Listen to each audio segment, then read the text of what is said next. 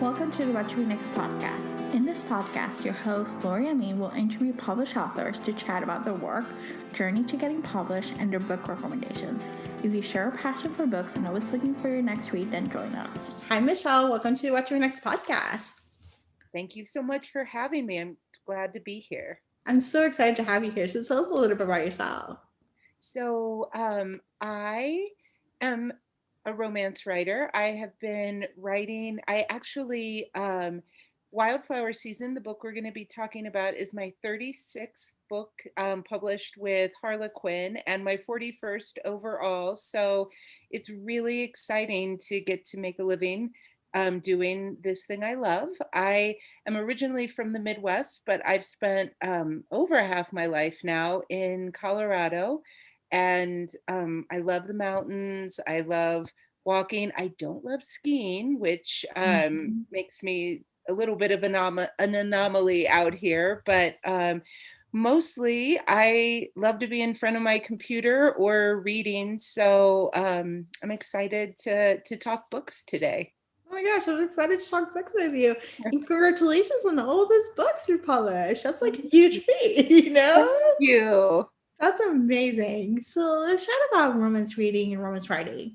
Were you a romance reader before you started writing romance, or was it, which one came first? The reading came first for me, but I feel like I was late to the party, especially within the Harlequin reader community, which I think is an amazing aspect of it. So many readers have gotten their first introduction to romance through their mom or their grandma, or they got subscriptions when they were younger. And I didn't pick up my first romance novel until I was 30 years old, and it was in a airport bookstore, and it was really just, I was afraid to fly, and I was traveling for work, and it was a Johanna Lindsey book, a historical romance, and it totally made me forget about my fear to fly. I was so captured by the stories. And so I went on a real book binge, and I read a lot of Julia Quinn, which I'm so excited for her success with Netflix and the Bridgerton series, because I love that series from way back. And then got into contemporary romance with Susan Elizabeth Phillips and, of course, Nora Roberts. And then I had kids, and I was really silly. I was starting to work part-time instead of full-time. And I thought, well, this is great. I'll work part-time.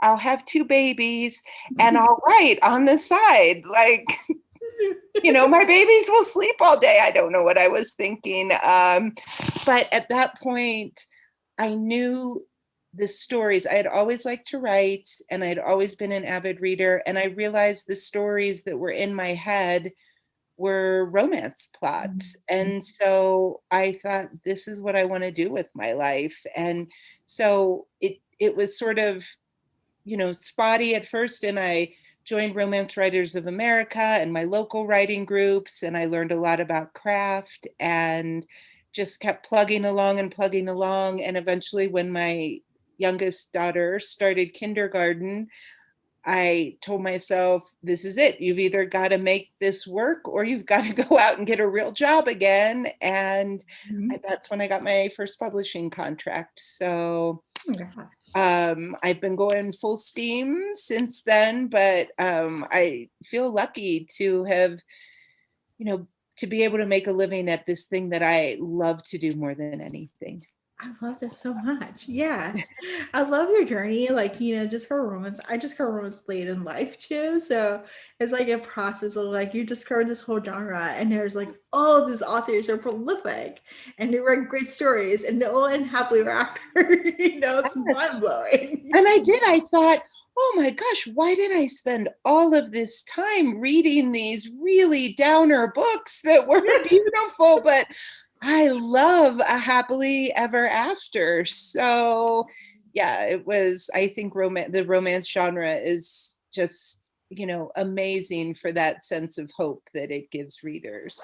I love this. And you write for Harlequin. So talk to us about that experience, because I feel like Harlequin was like iconic moments, like they have all the different category lines. They also have the trade paperback. They have like all this different, but it's mainly romance. Like it's like romance, It is. They're published. really known for romance, and they were really, one of the first traditional publishers to really champion the genre. And I write both the single title, the trade publication books, and then also category for Harlequin, which I love, both balancing the longer and the shorter stories. But I think the house has such a great history, and I feel like they're really champions for readers and for authors to be able to tell the stories that are in their hearts. So I've had a really great experience, and also met a lot of other wonderful authors who write for Mhm. Harlequin. So the reader community is great, the author community, so it's all good. It's so good. Yeah, I love this. So I've been asking this question because I'm curious a little bit. What has been something that sparks joy? Like whether it's a hobby, a passion, or something that you just like that you do and you just like time flies by. You just gotta do it because it feels like fun. There's like no purpose. Yeah, that can be writing too, but sometimes writing can be a job. It So is. It is, and that's a great point, because I do love the writing, but it is for sure a job. And there are sometimes when a scene comes really easily, and that's like a gift, but there are a lot of times where sitting down at the computer does feel like work. Things that spark joy for me, really being outside, and I have two dogs that I love to hike with, so mm, I do that a ton. And we're recording for a podcast. That was something that during the pandemic, when we were sort of a lot closer to home, I discovered. I knew there were podcasts, but now I feel like I'm addicted to podcasts, and I just always love to be learning something new or having something in my ear. I do a lot of gardening, although I'm not especially good at it, but I do enjoy getting my hands dirty and just, working with the earth. So I think that's really very grounding, or at least it was, especially last spring and summer when we were just at home, to do something, that felt like it was productive, made me, sparked a lot of joy for me. Oh, that's so exciting. So hiking is perfect because you're in Colorado. There's like perfect hiking trails. There are a lot of hiking trails, yes. Oh my gosh, that's perfect. And what kind of podcasts do you listen to? Do you listen to true crime, some bookish podcasts? I listen to a lot of bookish podcasts, and I also listen to like Joanna Penn has a really great writing podcast for, specifically for authors sort of on the business side. Mhm. I also really like personal development podcasts like Brene Brown, and anything that is positive. So I think true crime is really fun, but I'm not a suspense person myself. So I think I wouldn't be able to sleep if I listened to that. Yeah, I feel like that's like the attention whenever people talk about podcasts and they're like, you have a true crime podcast? And I'm like, no. Like, and this is like my third show. Like I've been podcasting since 2015.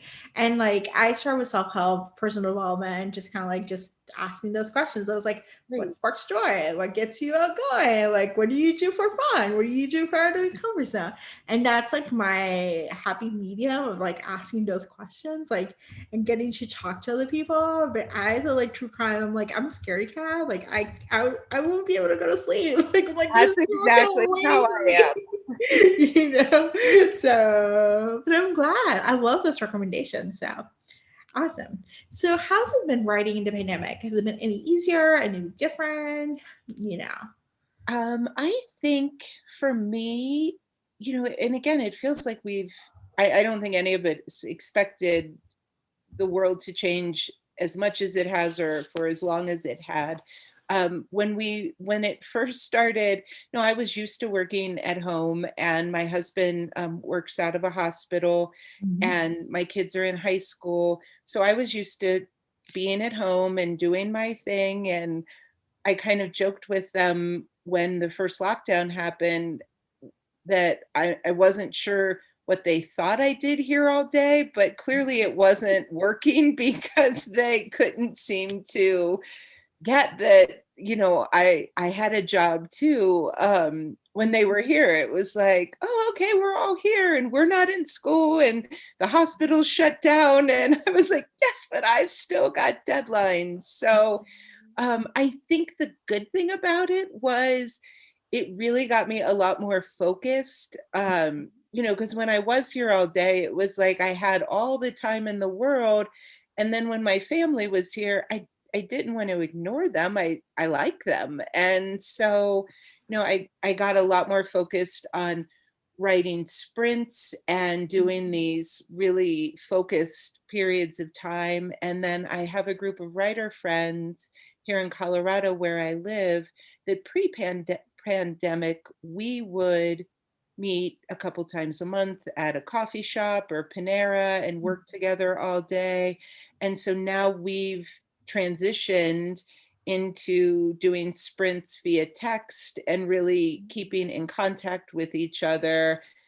And I feel like that came from we all, a few months into the pandemic, we all sort of similarly got burned out of just being by ourselves and feeling very isolated. So it was, I think we all in some ways got more creative about how to connect with people. So that's been a great gift. That's a great gift. I love the whole accountability of text friends, so and just be more focused. Like I realize that, the idea of working from home, like you have all this time in the world, and like realize like you're productive at certain times of the day. You might as well just be productive and get the most important things done, and then you can have the free time to double double. Do your laundry or spend time talking to a friend or be in social media, whatever it is that you do. But at least you're getting your work done. At a certain point. Yes, I totally agree with that. So that's what I've tried to do. But, and when you work from home, it is sometimes sad that laundry seems like the better option than like working through a really hard part on the project you've got going. Yes, I agree. I'm like the laundry restaurant is like, oh, I'm gonna do laundry. It's so exciting. Yeah, but then you go back. I think you know what it is. I realize this is something. Is that you may go do the laundry or may go for a walk, and you get a breather from the hard task, and you come back with a fresh set of eyes, and you might be able to power through more quickly or more effective because you had that breather of rest period. That Yes, and alone. I totally see that, and I think that when you have a job that is, it's a job, and there are deadlines and there are business parts of it, but also, I mean, writing fiction is inherently a really creative process, and something, I think I took for granted it was just having that space and that time Mhm. to think about things. Like a lot of Mhm. times for me when I'm plotting or if I get to a part of the story that's kind of tangled, it might just be mindlessly doing laundry or taking the dogs for a walk and giving my brain a little bit of space to, process through some things. So I feel like I'm more intentional about that time, Mhm. appreciating that time and realizing that's valuable too, as opposed to just a task list and productivity and all of those things. Yeah, it's just like doing. I think it's what it does. I feel like it shifted the focus on like being always productive, like 100% productive or 200% productive, and be like, let me just make it in a way that I can actually be efficient and do it, but at the same time, be present to the experience, and whether it's like taking breaks or having family around, having all these different distractions that once upon a time you didn't have, then you have them. You're like, I like these people. I want to spend time with them. And then you come back and like, okay, I fixed this problem, or this idea came up, or, I have a book idea and it simmers for a year, and then I'm just ready to write it down when it's like ready, when it's cooked, ready, I actually know people who keep a little hanging notepad thing in their shower because that's where they come up with their ideas. My best ideas, I think, come when I'm just about to fall asleep, and my husband always falls asleep quicker than me. So I've gotten really good. I have a huge notepad that I can take notes in the dark and space them out. And so then I'm not waking him up, but I'm getting something down because you think, oh, this is such a great idea. I will remember it in the morning. And then you wake up and it's totally gone. Yes, I understand. Oh my gosh, yes. Oh, so good. These are some great tips. So let's talk about wildflower season. So what is the elevator pitch for the book? So the elevator, oh gosh, I'm so bad. I always joke with my editor that I'd rather do a full book than a synopsis or a blurb or an elevator pitch because it's so much to me. But Wildflower season is the story of a woman who is starting over in this town. She leaves behind her old life in Magnolia, North Carolina, and she's really pulled in by this kind of dilapidated old house, and she wants to give it a second chance in the way she needs a second chance in her life. So but in order to do it, she's got a timeline, and she needs the help of the hero, who is Cam. His name is Cam, and he is a really talented woodworker and furniture builder, but he hasn't done a thing with it since his wife died, and he thinks he's happy far away from that. But, her sort of enthusiasm kind of pulls him in, and they kind of go on this, to me, really great emotional journey together of growth and learning to trust and to love again. And I hope readers enjoy it as much as I do. Oh, this is so exciting. And this is the start of a new series, correct? It is the start of a new series. It's the start of the Carolina Girls series. There are 3 books planned in this series as of now. However, the Carolina Girls is sort of a spin-off of my first HQN series, the Magnolia Sisters. Mhm. So once we made it through the sisters, I really loved this world of Magnolia, and readers seem to really enjoy the town and the community there. And so we spun it off into these additional 3 women, who will each get us a book. And so while it is a new series, fans of the Magnolia Sisters will recognize some of the places and some of the secondary characters. So I hope it'll make happy both new readers and Mhm. original readers of the I series. love this. So, what is the process to keep all the series straight? Like, keep all the secondary characters, the worlds, the places, the town. Like, how do you keep yourself organized for So it? I will tell you because I mean, I take a lot of notes, and I am a plotter. So, well, I'm a plotter in that I know the overview and sort of the journey that the characters are going to go on, and then I get into the specifics as I'm writing.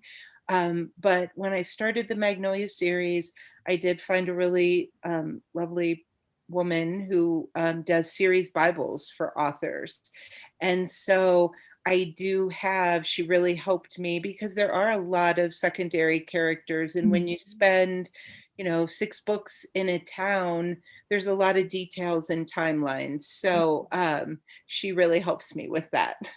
Oh my gosh, that's a great job to have. Like, oh my god. Yes, because it makes such a difference. I know, like when it's great for I as a reader, I love when authors build worlds and we can go back to over and over and over for multiple books and like 10, 15, I don't know how many books you can have. But I know as a writer, it can be so overwhelming because there's like so many details there and so many stuff that you want to like make sure you're included or like you remember, you forget, and like eye color and all those different things that you know they may not, you just forget, you know. You do. And actually, one of the things, so with each of these books, as well as the books in the Magnolia Sisters and the Carolina Girls, there's a companion novella that goes Mhm. with each of the books that is available either digitally or it's included in the print books. And so when I was trying to come up with the characters, and there's a lot shorter, so I've tried to pull out different secondary characters from the town, and I was going through the Bible for the first book, and I remembered this fun firefighter who, was a coworker of the original hero. And I was like, oh, I forgot all about Sam. He would make a great hero for one of these stories. So, yes, that it was a real benefit. I love this investment. That was a good investment. Yes. So I love this. So what is your favorite trope to write? What is your favorite trope to read? My favorite trope to write, I would say it's probably similar.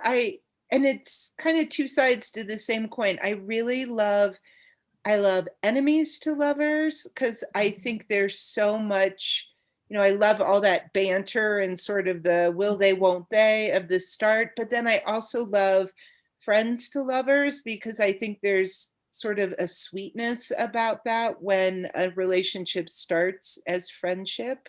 Mhm. I would say one of the tropes that I like to use in my writing the most is second chance, or when they have a history together, Mhm. because to me then you can get right into the meat of the emotions and the story that way. I love this. Yeah, I love all three of those tropes. Like they're, you know, they're catnip. Like I'm buying it, and they fit a certain mood when you're in. You're like, do I want some banter? I go to enemies to lovers. Do I want some like friendship or even second chance over they know their history? Like there's a real reason why they broke up and they're like coming back together. That's where I go Yes. for. Yeah. Yeah, I agree. So let's see. So, what has been a book that you read this past year or last year at some point, and that you recommend? You can't stop thinking about it. You gush about it. You're like, oh my gosh, anyone should read this book. So the book when that I would say, and it was just such a surprise to me how it shouldn't have been, because it was Kristen Hanna, The Great Alone, and Mhm. Kristen Hanna is an amazing, amazing Mhm. writer and builds these really intricate, beautiful worlds. But The Great Alone was her book that was set in Alaska. And Mhm. the year before the pandemic, my family and I went on a vacation to Alaska. And coming, we kind of said Alaska is like Colorado on steroids, where Mhm. there are mountains here, but the mountains there, you can just feel the wildness of that. That state and the beauty of it. And that book that The Great Alone, just captured me in, because I felt like the setting and you could tell that she really had a deep love for this state. And then, as an author, I'm always interested in the backstory. So she does have some personal history with Alaska, with her Mhm. family owning property there. And I felt like that came through, where it was just this other character was the setting of it. Mhm. And so that is one that I have been telling everybody, if you haven't read it, read The Great Alone. It's on my TBR. I'm struggling. For me, I love books set in Alaska, and but it's a tearjerker, and I'm like, I need to be in certain emotional space to do it. Like it took me years to read The Nightingale, and I love The Nightingale so much, but I had to be in a certain emotional space. Right. I agree. And people had told me before we were going to Alaska, oh, you need to read The Great Alone. And I kind of read, a little bit about it. And I was like, oh, I don't think I can read that before I go on a fun family vacation. But yeah, there was a period of time where I was like, okay, I'm ready. I just want to try this one. And Yeah. I just dug into it. I love this. Yeah, it's like it's on my TBR. I own it. I actually own it. I own it in multiple formats. I own it as an ebook and as a real hardback. So It is a beautiful book, but yes, it is an emotional roller coaster to yeah. read. So I love this. Tell us where we can find you online. So online, I am at michellemajor.com is my website. You can also sign up for my newsletter there. I do a monthly newsletter, and there's always a special giveaway for newsletter subscribers. I'm also on Facebook at Michelle Major Books and on Instagram at Michelle Major Author. And I will just give a little plug that one of the things my family and I do is we foster kittens for a local animal rescue here in town. And so my kittens get a lot of time on my social media things just for fun. So if you like pictures of cute fluffy kittens, you will find them on my social. Oh my gosh, I'm gonna start following you just because of that. You're like keeping content. Yes. I love this. Awesome. Thank you, Michelle, for being on the show. Thank you so much for having me. If you enjoyed this podcast, feel free to share with friends, subscribe, rate, and review the show. This is the easiest way to support the podcast. For book recommendations, author interview archives, and other fun book resources and tips, please visit watchrenextblog.com. The Watch Read Next podcast is part of the Frolic Network. To discover new shows to listen and love, please visit frolic.media/podcast. Thank you so much for listening and have a great day.